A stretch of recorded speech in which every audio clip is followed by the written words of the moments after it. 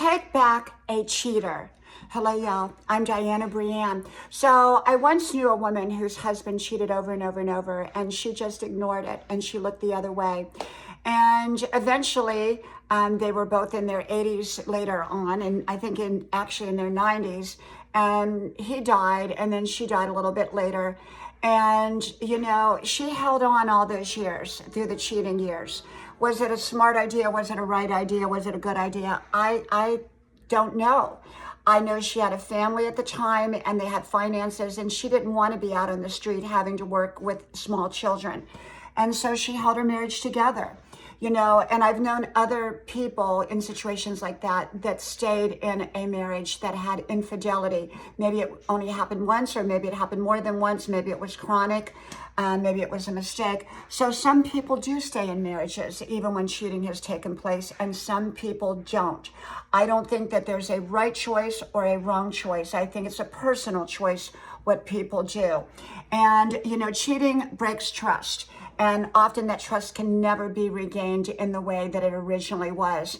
And yet often people can work through cheating to have a successful marriage anyhow. And yet some people can't work through cheating. It's just they can't get past it. And if they don't get past it, likely their relationship is going to end. So not all people that cheating has taken place end up breaking up. Some people stay together, and some people actually heal their marriage. The cheating is stopped and they go forward in a most positive way. Cheating is a reality. It's an unfortunate reality in some relationships, in many relationships.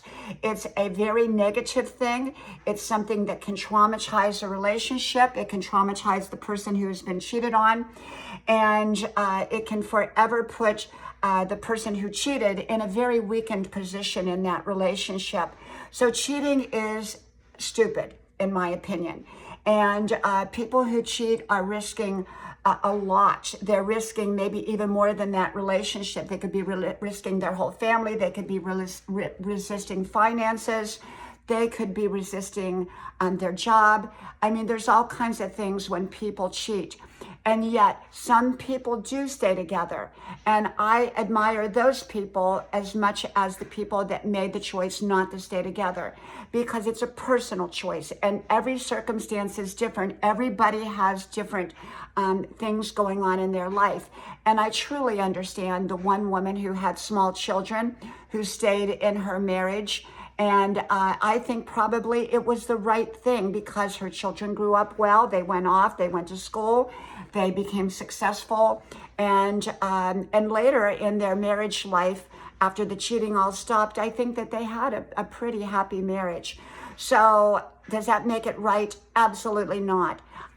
What about the people that choose not to stay together? I admire them too, because they have chosen to not stay together and build a different kind of life without the person who cheated on them. So like I said, it's an individual thing. There are people that stay married, and that can be perfectly fine for them. That's their personal choice. And then there are people that don't stay married. Okay? From my house to yours, I hope to talk to you soon again. Bye-bye.